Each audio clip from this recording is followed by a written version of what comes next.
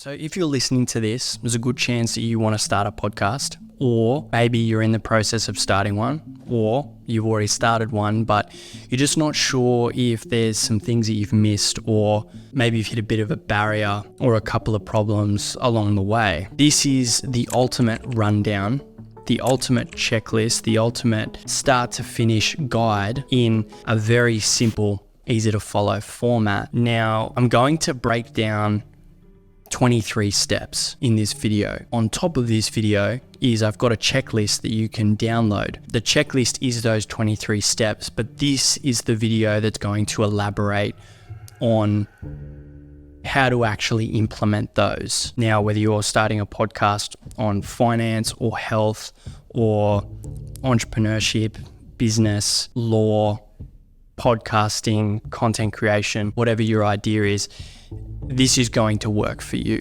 because the framework remains the same across the board. And this is really going to kickstart your journey into essentially launching that first episode and then being able to keep going from there. Now, I remember when I wanted to start my first podcast, I didn't have anything like this. And I think had I had this guide, I think I would have had a lot more confidence, and I kind of just would have followed it and got to that launch a lot quicker. So let's get straight into it. So this checklist is broken down into 3 phases. Phase 1 is really getting the foundation, getting very clear on what we're actually trying to achieve here, who we're for, what we want to deliver, what we want this podcast to be all about. Phase 2 is going to be the production. So actually stepping in and getting it done. And the third phase is all about putting it out into the world. So step 1, who is this for? When thinking about who this is for, I used to really struggle with this. I used to really struggle with defining who my ideal avatar was because I was really scared to get specific. I was really scared to think about all the intricacies of the ideal person who I'm trying to target. And I think that was because I felt like if I did, then it would only apply to a very, very small percentage of people, but it's just not the case. And the easiest way to do this is to define who you are. There are a lot of things that I still need to learn about podcasting, and there are a lot of things that I have learned about podcasting. And so if I just use myself as the avatar and go, well, hey, I'm here, I'm starting a podcast, what do I need help with and what did I need help with when I was at different parts of my journey? If we can use ourselves as the avatar, it's great because we already know ourselves very well. If that applies to you, then start to list out who are you and what are your interests and what are the things that you struggle with that you need help with when it comes to the specific thing that you're talking about. The next step is to define the dream outcome for this person. When I had a gym a few years ago, we went through a process of rebranding the entire business, and it already had a client base, it already had a brand, it already had a style of training that it offered. And when I came in, we rebranded because we wanted to bring a level of mindfulness and a holistic approach and something that was more well-rounded, that created more of a balanced lifestyle for people. And fast forward 12 months beyond that, and the gym didn't grow. There was a lot of people that left. There were a few people that came in, and ultimately it was really just stagnant. When I decided to exit that business, it was probably about 3 months later that I realized that we missed one key element. And that was that we stopped marketing and trying to get people results because people want results. And so this dream outcome, when we're trying to sell something, we need to be able to sell an endpoint.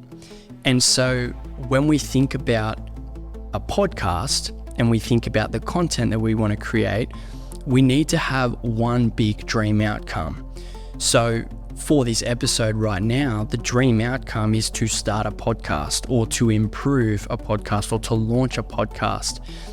But the ultimate dream outcome, and the thing that I've defined, is that people want to become industry leaders and thought leaders and become really well known in their field, and they want to use a podcast to get there.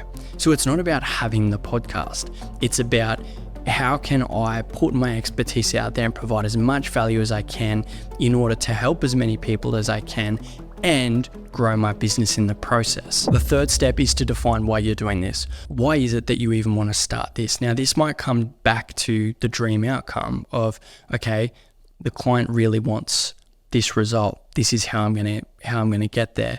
But your why might be a little bit deeper. This is where maybe it isn't about the metrics. Maybe it is about the meaning and the purpose and the deeper reason as to why we wake up every day and do what we do. If you're lucky enough to be super passionate about what it is that you do, then this is a really important task because it acts as a reminder. It acts as an anchor. It acts as something to anchor to when you're setting up and maybe you're not getting views, or it seems too hard, or the episode isn't uploading, or the laptop crashes, or you go through these forms of adversity. That deep-seated why is really important. And step 4 is name your podcast. Now, probably the most common question around this is, do I use my name or do I create a whole new name? Do I make it the Andrew Cooney Show, or do I make it the Think Loud podcast, or do I just call it something completely different? And there's no data to say what is more effective and what is not, because every show is so unique, and there's no real way to split test, does this name work better than this one, unless you were to literally run 2 shows side by side with different names, with the exact same amount of advertising spend and organic marketing and all of that kind of stuff, which I just don't think anyone's willing to do. This is a personal choice. Do you want to be known, and do you want your face to be out there? Is this about your personal brand? Is this about a specific topic, or do you want to keep it broad? These are a couple of the questions to consider, because if I was going to make this Podcasting 101, the Podcasting 101 podcast as an example, then it wouldn't allow me to really scale outside of the topic of podcasting. Now, my intention for this podcast is actually to go and talk about business and talk about the things that I'm experimenting with, and to talk about my personal life, and to bring in my lessons that I think ultimately help us become better podcasters at the end of the day, but might be a slightly different topic, or even a really different topic, whatever I feel like doing. And so that was something I had to consider when naming my podcast, was what am I going to be speaking about, and do I want my name fully attached to this? Step 5, create channel artwork. Now, if you're a creative and you love Canva, or you're a graphic designer, or you just know your way around laptop and creativity and editing and that kind of stuff, you're going to love this part. I personally love this part of creating channel artworks. I do it for all my clients, and I've been playing around with my own for a very long time. And this is where you just get to play. Now, is there right and wrong ways when it comes to graphic design? There's guidelines. I'm not a graphic designer, so I can't speak to this with conviction, but I think the key thing when creating channel artwork is make it clear and make it clean. And what I mean by clear is it easy to read? Is it clear? Do people understand what's going on? And by clean, I mean, is it easy to look at? Is it aesthetic? And does it capture attention? Now, you can go on Canva and find a bunch of templates, or you can play with yourself, or maybe you've got an entire brand kit that you can kind of go in with and start to play around and pop a headshot in there and whatever. I also have a template pack that I've created, which is filled with podcast specific channel artworks for all different branding and themes, whether you want a really strong theme or you want something that's a lot softer and light. This pack has a ton of options in there, all fully customizable. That's going to be in the doc of this checklist, so that you can go to that and you can purchase that if you like. But as I said, Canva is there for you to use and experiment with. And if you aren't interested in doing that, then go and pay someone to do it. Go through Fiverr or Upwork and find a graphic designer who can go out there and create some channel artwork for you. Now, step number 6, define the amount of episodes that you want to create. Now, this was a question I got asked by one of my clients, and they said, are we going to just create consistent podcasts every week or fortnight, or are we better off actually making a season? And I hadn't actually thought about that question before, and it made me think, well, there's not really a right or wrong way. This comes down to what is your capacity. Now, in simple terms, the pros to doing a season is that you have a start and an end point, and then you get to have a break. So you might choose a specific theme, and you might do 8 episodes. You record those 8 episodes, you edit them up, you release them maybe weekly or fortnightly. And once that's done, that is the finale of the season. Now, when you decide to do a next season, completely up to you. A lot of people really like doing this because it allows you to test ideas and see, okay, does this have legs? Is this worth pursuing again? Rather than committing to a podcast that's just forever and then getting to a point and just stopping. This allows you to kind of chunk it up and then go, okay, I'm going to produce maybe 24 episodes a year in blocks of 8 per season. I'm going to produce 3 seasons a year, however you want to do it. And this works really well. It works really well for my clients. It's something that I might even look to do. I might choose to do series on specific things around podcasting or business or anything creative content creation. For the moment, I'm just creating consistent podcasts, but that's definitely something to consider. I think it makes sense to begin with a season and use it as a bit of a tester, especially if this is something that you're doing properly and you're investing a lot of time and potentially a lot of money into. If this is something you're doing with a microphone on your desk and you're not filming it, or you're filming it on your phone and it's very minimal, or maybe you're a content creator and you've done the big setup but it comes naturally to you, then that's probably something that's a little bit more sustainable. For me, it's kind of an embodiment. It's, I'm doing this because this is the work that I do. My whole business is centered around podcasting, and so it makes sense for me to have a podcast.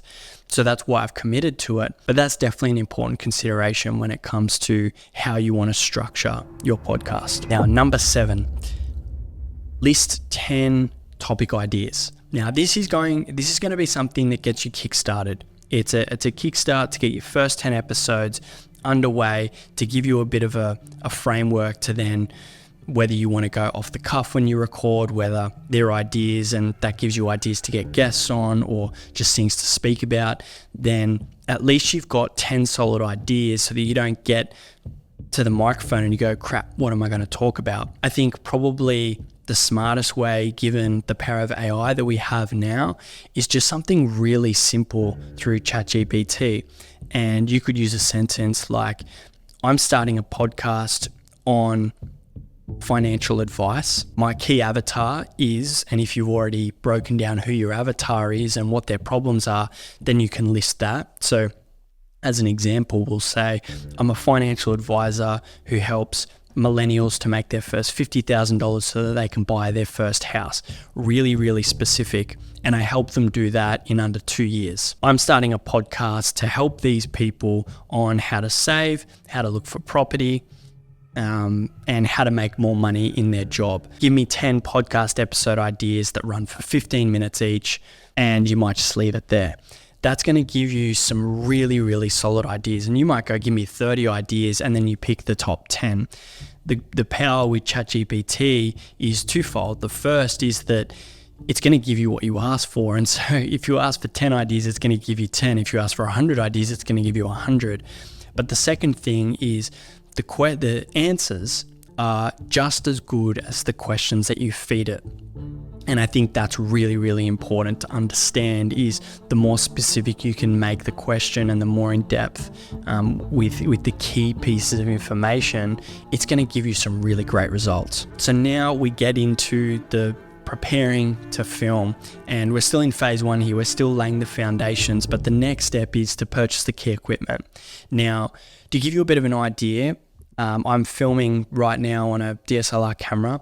I've got the lighting set up, I've got the microphone, I've got the recording, I've got my laptop here, I've got the lights in the background, I've got the pretty setup. If you're listening, you can't see this, but if you're watching, then you can. But the most important thing is you don't need this. You don't need this. Like I said, if this is something that you want to do and it's something that you want to invest in and you want to get creative and you want to really, really commit to the aesthetic and the look and the production quality and all of that kind of stuff, then absolutely go for gold. But realistically, for someone who is not in the content field or doesn't have a lot of experience, really the only piece of equipment you're going to need is a good microphone. Like, you could get away with just using your phone and just having a pair of Bluetooth headphones or wired headphones and speaking into the microphone. But I do think that if you're going to take this seriously, I think you need a solid microphone. Now, I'm using the Rode Pod mic here. It's hooked up. It's plugged in via XLR, and that goes into the Rodecaster Pro, which is a device that basically records all of the audio, and then I come in and I edit that later. And if you're interested in going down that path, I've got links in the doc that actually links to all of the equipment that I'm using. But to bring it back to the average person who really wants to get kickstarted, just having a good microphone, I would make sure that it's USB. So the difference between this microphone, the pod mic, and a USB microphone is this mic you cannot plug into a laptop. Now, that's important because if I want to plug straight into my Mac and I want to record my podcast through GarageBand or Riverside or Adobe Audition or whatever recording software that I want, there's some really great free ones and there's some really great paid ones, then I can't do that. If you have a USB microphone, then you can plug straight in, hit record, speak into it, and you have your file there ready to go. You know if you're good with recording equipment and cameras and audio, and you'll know if you're not. So what I would say is create as little resistance as you possibly can. And what I mean by that is make the process as easy as possible. Make it as easy for you to just get started. And if that means just going and buying a $100 microphone, and I'm going to have links to that in the doc as well, then just go and do that. Just get started. Make sure that the audio quality is solid.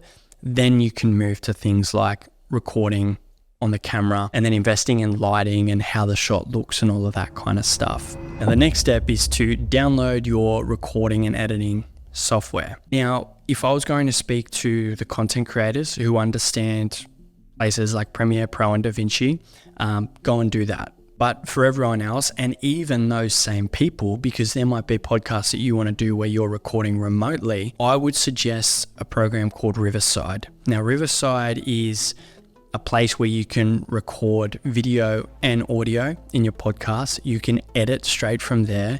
You can export straight from there. You can create short form content straight from there. It's actually the ultimate podcasting tool.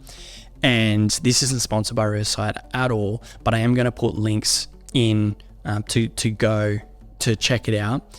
And it's free to start, but Riverside I have found is reliable and it's a really solid online platform to be able to record podcasts. So whether you are doing solo episodes, it's going to give you the ability to record on video.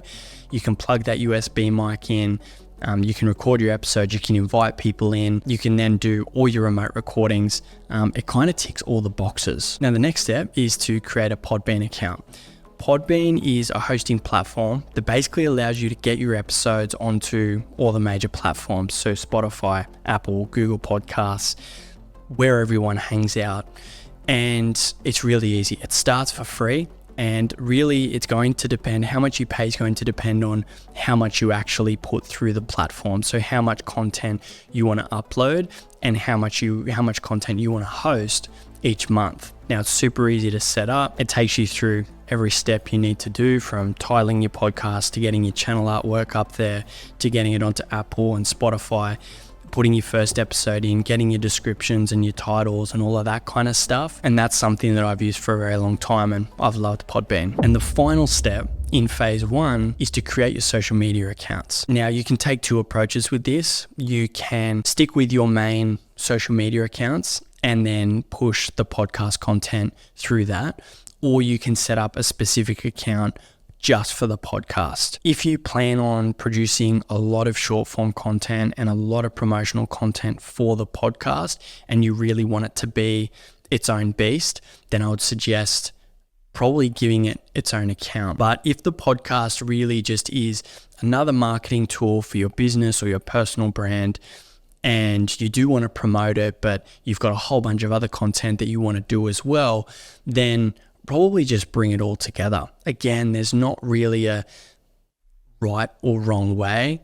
It comes down to preference and how much you really want to put into this podcast and where it kind of sits already in your pre-existing brand or your business. Now, for me, I'm going to be promoting my podcast under my Think Loud account. I haven't set up any other individual accounts purely because my account is all about podcasting. And so it makes sense to funnel all of my podcast content through that.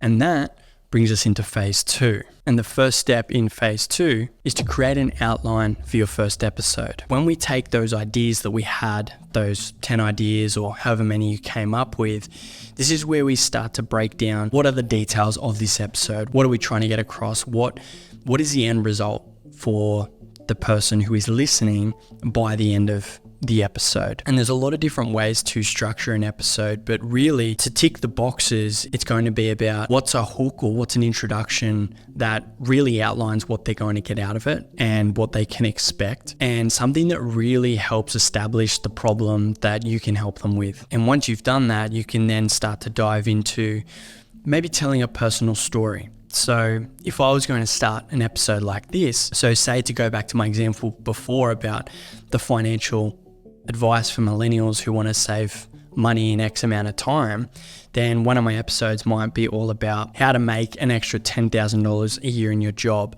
And this might be how to negotiate a pay rise, or maybe it's about how to start a side hustle. Now you might start that by saying something like, if you want to save money this year, but the current amount that you make doesn't allow you to save anything at all, here's 10 steps to make an extra $10,000 in the next 52 weeks. And what that's done is that it's established a problem, it's hooked them in, they've identified with that and they've gone, oh, that's me. Then we can dive into the content. So maybe you can start with a personal story talking about when I was 18, I had zero money to my name. I was actually losing money. I couldn't pay my rent, whatever it might be. Then you start to introduce, and then I found a way out of it. Then I found a solution, ultimately. And then you begin to take them through how to actually then get that result for themselves. And you might break that down into steps. You might break that down into some kind of framework or a model. However you want to do it, you may already have all of the things that you need there. So then you deliver the main part of that content. And then just to keep things simple, once you get to the end, it's really just about summarizing and then potentially just giving them the next place to go. That might look like the key steps are key 1, key 2, key 3, key 4. Now, if you want to learn more about how to pick a side hustle or how to find the idea that's going to give you that extra $10,000 this year, then watch my episode on exactly how to do that. Or maybe you have an offer that you can drive people to. Join my coaching program where I help you to make an extra $10,000 in the next year. Ultimately, when you're constructing these episodes, whether you decide to dot point it, whether you can just work off a title and then just ramble, or whether you need to build out a script, you really want to make sure that you're giving them a certain result by the end. They're walking away with something of value, because that's what's going to help build that trust and that credibility that you are the person, you are that industry leader. Now, the second step in phase 2 is to create an intro and an outro. Now, this really is kind of optional. You might just get straight into it and keep it nice and raw, keep it nice and simple. You might just have a music track, or you might want to record a proper intro for your show. An intro is something really simple. It's maybe a 2 or 3 sentence to introduce yourself. I might say, hey, it's Andrew from Think Loud Agency and welcome to the show. In this podcast, you're going to learn about all things podcasting, how to create, how to plan, produce and promoting your podcast, and how to become an industry leader through the power of podcasting. Let's get into it. And then your outro might look something like, Thanks for joining me today. Remember to subscribe and follow the channel. If you're interested in downloading my checklist, make sure you check the show notes, and I'll see you in the next episode. It's as simple as that. Sometimes it can take a few takes. Sometimes you might stumble and need to record it a few times. That's okay. The journey of podcasting is all about those 1% improvements every single time you record. Now, step 14, recording your first episode.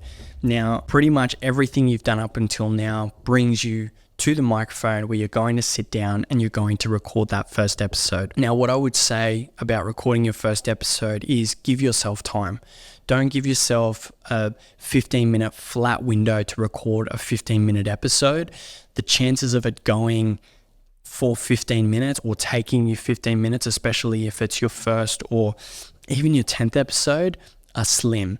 Give yourself the time, give yourself some breathing room, give yourself space to be able to make mistakes and start and stop, and really just think about what you want to say. This isn't a process of just trying to smash out as much content as possible. This is about really putting your personality out there. The power of podcasting is that people get to learn who you are and what you're about and your traits and your personality and your values and your quirks. And by diving in and being agitated and having to get things done really quick, people aren't going to see that. So give yourself time. And then going straight into the next step, which is to record your intro and your outro. So with that first episode, you're there, you got the mic set up, you're in the headspace, record that intro and that outro and kill two birds with one stone. Ideally, in a recording session, if you can produce as many podcasts as you can in one go while you're there, while you're putting the effort in, while you have all the resources there available without fading. So I think the point where you stop is either if you run out of time or if you start to get brain fog or you start to fade or you start to get tired, and that becomes visibly noticeable in your voice or on camera. But the more you can get done in the one session while you're on fire, the better. And then the final step is to go in and edit that podcast. Now, you can use, like I said before, you can use Riverside. There's other programs like Descript, which have really great AI tools within it where you can chop out the filler words like the ums and the ahs. You can chop out whole sections by just typing in words and finding specific areas. And then you can just export it straight out into an MP3 or into, if you've got video, into an MP4 and MOV file so that you can upload to YouTube. And there's a lot of great tools. But again, Riverside is probably the most versatile program for being able to edit your podcast. I know now it's got AI enhancement for audio. So if you're in an echoey room or you're somewhere where there's background noise or there's people talking, it's going to help create a better quality audio. Now in future, I'm going to produce episodes on editing podcasts and running through Descript or Riverside and how to upload to YouTube and all of the intricacies, all the technicalities. But for now, any of these steps, if you get stuck, type into YouTube or Google, and there's going to be a video specifically for that to help you on this journey. Now, the final phase 3, the first step, upload your podcast to Podbean. So you've got that first episode, you've got it there, it's ready to go. You've got your Podbean account, it's set up. All you need to do next is upload that first episode. Now, one thing you would have noticed if you did try and go through Podbean and you haven't got to this point yet is that in order to get your podcast on platforms like Apple and Spotify, you have to launch one episode. You have to put one episode live. So now that you've got that first episode, you can put that live onto Podbean, and then you can go and submit that podcast to Apple and to Spotify and go through those processes. But once that episode is live and it's ready to go, and then I think Spotify and Apple usually take about a day to review the podcast and get it onto their platform, then your podcast is live. It is officially live. It is good to go. And you can pat yourself on the back to say you did it. And then the next step is to, if you've recorded a video, then go over and upload that onto YouTube. Schedule it out, post it, put your title, your caption, your thumbnail if you've got one, and get that onto YouTube as well. YouTube support podcasts. So if you create a new playlist within YouTube, which it'll prompt you to do as you're uploading the video, you can create a new podcast, you can create a new playlist, and then select podcast, and it will create a podcast within YouTube. Now, the next steps I kind of just highlighted before, but writing your show notes, really important, especially for things like SEO within these platforms. Writing out the key parts of the podcast. What problem does it solve? What's it about? What you can expect? Links to your website, to your offers, to anything that you reference within that episode. Put that in the show notes, because if you reference it, people are going to look. That's the first place that people are going to look. And if it's not there, then they've hit a dead end and you've lost that traffic. So writing those show notes, super important. Writing the title, super important, because when people are searching how to start a podcast, if this episode is all about how to start a podcast and I type creating 10 episodes, then it's not really the same. Then I'm going to miss all the people who are actually searching for my content purely because I didn't name it effectively. Now, I've already given away the final step, which is to publish that first episode. But the second last step is to create a short piece of content or a graphic that you can put out onto social media to say, hey, episode 1 is live, the show is live, we are good to go. Now, there's a couple of options here. If you've recorded the video, you can take a snippet from that video. You can do it through Riverside. It's got AI tools to be able to actually find and export and give you short social media clips to use with captions and animations and all of that kind of stuff.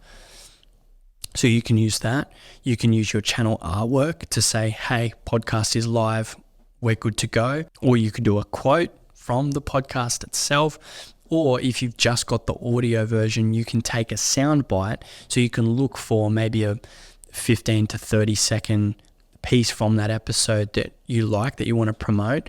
You can bring that into something like Canva and create a video, and you can simply just put your channel artwork, or you can put a still static image, or you can use a stock video, and then you can bring that audio into Canva and play the audio behind the graphic or the image or the video that you've selected, and design a video without actually having the video for the podcast. Now, again, if you want to know how to do that, I suggest going to YouTube, typing in how to add audio to a Canva design, and it's going to show you exactly how to do that so that you can then go and use that for your social media. And then, like I said, the final piece is to publish that first episode, and then you are good to go. If you've made it to the end, thank you so much. Thank you for sticking through that. This is a full guide. That is everything you need to know if you want to start a podcast right now. Really, if you put your head down, you could have this done over a couple of days. You really could do it in a day, but given that there's a lot of thought and there's a lot of things that really just need time to bubble and to simmer, like naming and understanding who the avatar's for and the why you're doing it, a lot of this stuff just takes time.